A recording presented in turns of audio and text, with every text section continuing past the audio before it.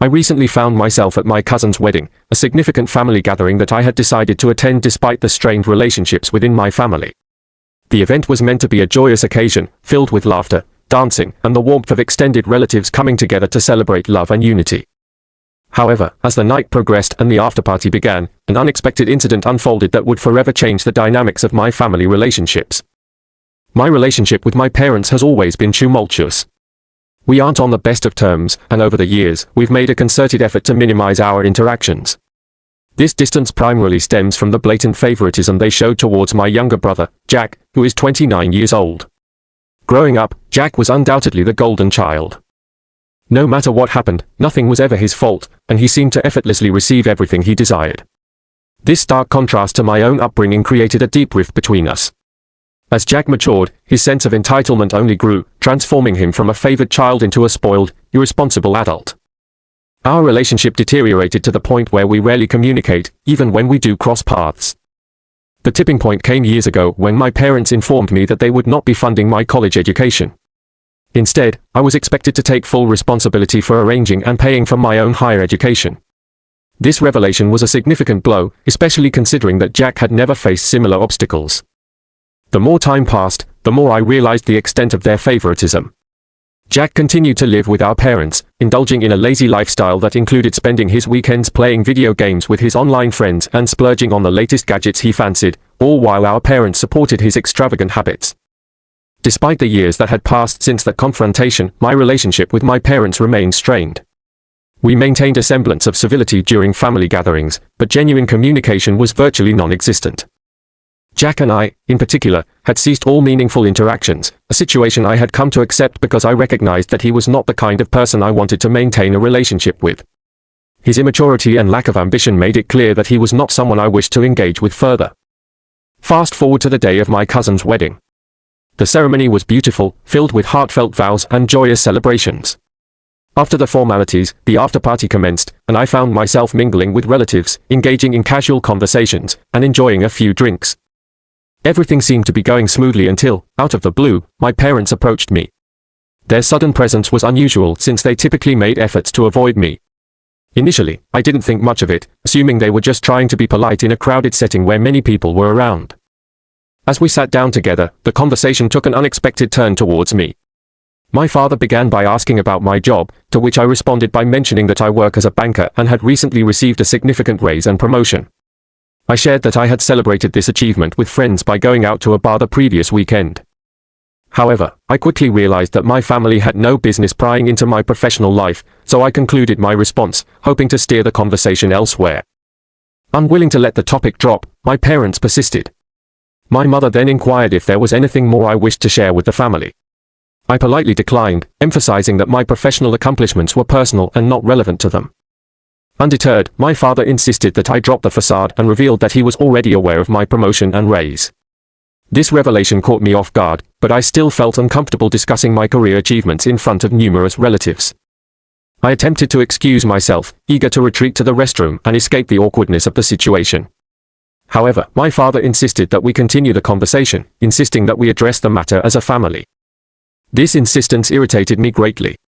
In my view, they were not truly family, and their attempts to engage felt forced and manipulative. Their disregard for my feelings was evident when my father accused me of being ungrateful and selfish. He claimed that despite my financial success, I was refusing to contribute to the family, especially considering how hard they had worked to raise me. According to him, now that they were nearing retirement, I was abandoning them and turning my back on their sacrifices. The other relatives present seemed uncomfortable, many of them looking away or checking their phones, clearly sensing that this was not a conversation they should be part of. It was obvious that my parents were attempting to shame and pressure me into giving them money, likely because they were aware of Jack's ongoing dependence on them. I knew exactly why they were pushing for financial support. My brother Jack, still unemployed, continued to rely on our parents to sustain his lavish lifestyle. His weekends were filled with clubbing and excessive drinking, and he had a penchant for purchasing the latest technological gadgets, which was both unnecessary and expensive.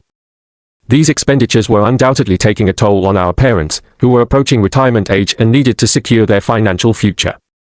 It was clear that my parents couldn't continue to support Jack indefinitely, and their attempts to humiliate me in front of our relatives were a desperate move to secure additional funds to cover his irresponsible spending. Understanding their motives, I realized that they wanted to maintain their reputation among our extended family by making me appear ungrateful and in need of financial assistance. This would allow them to hide the truth about their financial struggles and continued support of Jack. Determined not to fall into their trap, I decided to confront them head-on.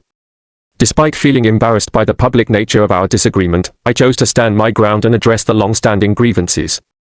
I brought up a painful memory from years ago when I had approached my parents about covering my college tuition.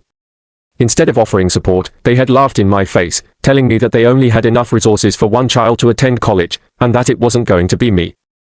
This revelation stung deeply, as it highlighted their consistent favoritism and lack of support for my aspirations.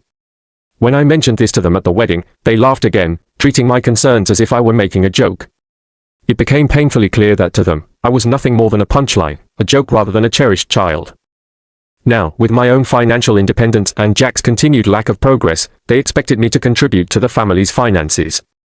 I saw through their ploy immediately. They were attempting to manipulate me into financing Jack's unsustainable lifestyle by leveraging my success.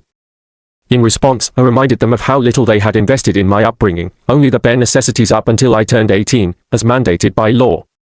I emphasized that their support was not an act of kindness but a legal obligation, and they needed to stop pretending otherwise. As I spoke, emotions overcame me and I found myself choked up, struggling to maintain my composure. I excused myself hastily, not wanting to break down in front of them, and retreated to the restroom. When I returned, the crowd had dispersed, and the area where we had been sitting was now empty. I left the wedding feeling a mix of relief and determination, knowing that I had finally voiced the truth about our family's dynamics. In the days that followed, I tried to put the incident behind me, focusing on my own life and achievements. However, my brother soon reached out with shocking news. The confrontation at the wedding had become the subject of gossip among our relatives, and it had inadvertently exposed a family secret. My parents had previously borrowed money from several relatives, claiming it was to cover both my college expenses and Jack's. They had assured these relatives that the money would be repaid within a few years. Unfortunately, years had passed, and the debts remained unpaid. When contacted by these relatives, our parents falsely claimed they were still facing financial difficulties, despite their comfortable lifestyle. Now, word of our confrontation had spread, and 3 individuals had filed lawsuits against our parents, demanding the repayment of the borrowed funds. Until now, our parents had managed to avoid legal repercussions by fabricating stories about their financial struggles. However, with the truth now exposed, there was no longer any reason for them to hide their inability to repay the debts. My brother approached me, pleading for my assistance in convincing the plaintiffs to withdraw their lawsuits. He wanted me to fabricate a narrative that I had been deceitful at the wedding to protect our parents' reputation. I found this request absurd and refused, recognizing that it would only further complicate our already strained relationships. Consequently, my parents and brother began pressuring me to help them out of this predicament, blaming me for revealing the truth that had now come back to haunt them. To protect myself, I decided to block my brother from contacting me and took a bold step by sharing my side of the story online. I wanted to ensure that the truth was known, preventing my parents from manipulating others into seeing me as the villain. I anticipated that they might attempt to tarnish my reputation, so I preemptively laid bare the facts, confident that the truth would resonate with others. The response to my online post was overwhelmingly supportive. People appreciated my honesty and recognized that I had done nothing wrong. The validation from strangers reaffirmed my belief that I had made the right decision in standing up for myself. Among the common questions posed in the comments, some relatives I had never met were curious about the nature of the loans my parents had taken. I explained that I had no knowledge of these individuals, assuming they were simply kind-hearted people whom my parents had taken advantage of. I emphasized that reaching out to them would be futile, as I doubted the legitimacy of their claims and hoped they had proper documentation to support their lawsuits. Others inquired about my grandparents, and I clarified that I had never been close to either side of the family. My maternal grandparents had passed away a few years ago, and my paternal grandparents, though still alive, had never been involved in funding my education. In reality, I had worked tirelessly through college, supported by a few friends and their families, ensuring that I never had to rely on my parents' insufficient support. This self-reliance was a source of pride for me, as it demonstrated my ability to overcome adversity independently. 2 weeks after my initial post, I received another update from my relatives. My parents had lost all 3 lawsuits filed against them. They were now legally obligated to repay the borrowed money within the next few months, a daunting task given their financial situation and impending retirement. While this outcome was undoubtedly challenging for them, it was a significant victory for me. The relative who informed me explained that our parents had been desperately trying to portray me as the cause of their financial woes, despite the fact that their own irresponsible actions had led to their current predicament. In a further twist, my parents began attempting to manipulate me once more by visiting me alongside my brother, hoping to intimidate me into lying to protect their interests. Their presence was unwelcome, and I found myself almost avoiding answering the door to prevent another confrontation. However, persistent knocking by my brother forced me to open up, albeit reluctantly. Inside, my father was blunt, demanding that I fabricate lies to help them manage their financial crisis. He argued that since they couldn't repay all the debts at once, I needed to intervene to salvage the family's reputation. Their attempt to appeal to family bonds felt hollow and insincere. In reality, our relationships had long been marred by manipulation and favoritism, and their pleas only served to highlight their desperation. I made it clear that I no longer considered them family, urging them to cease their manipulative tactics. Their efforts to emotionally coerce me into compliance were transparent and ineffective. Recognizing that their usual mind games wouldn't sway me, I stood firm in my decision not to assist them further.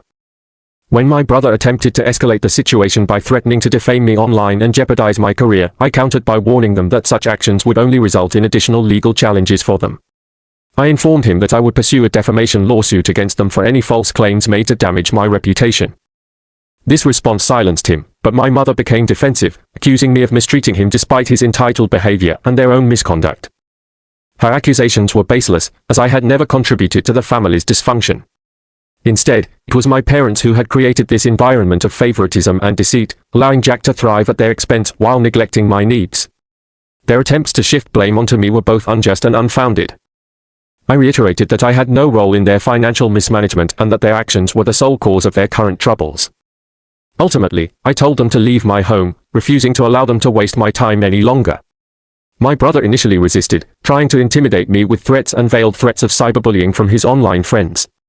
However, I dismissed his attempts as futile, knowing that his usual tactics were ineffective against my resolve. When he became visibly frustrated, my mother intervened, further underscoring the futility of their efforts to manipulate me. Despite their persistent attempts to undermine me, I felt a sense of triumph.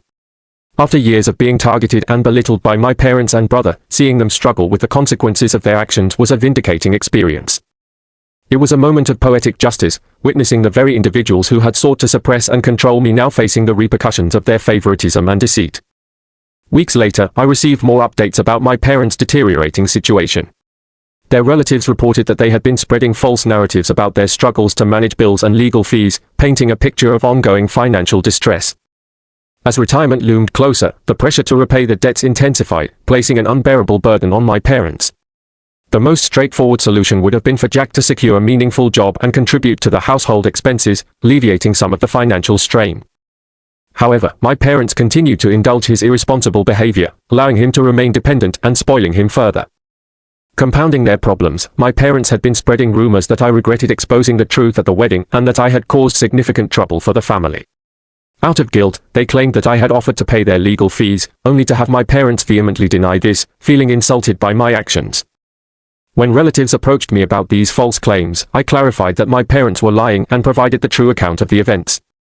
This honesty helped some relatives see through the deceit, though my parents remained determined to portray me as the antagonist. Eventually, my parents lost all 3 legal cases against them, cementing their obligation to repay the borrowed money.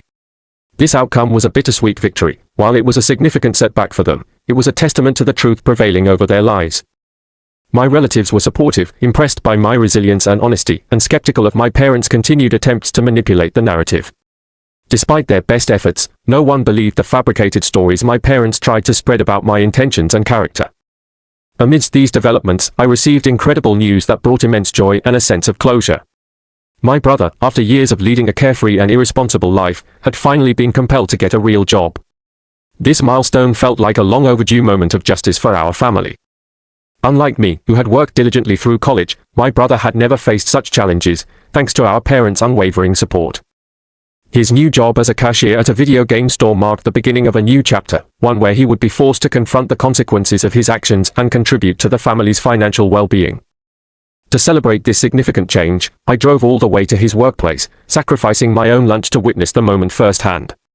Seeing him in a position where he had to work hard and earn his own income was incredibly satisfying.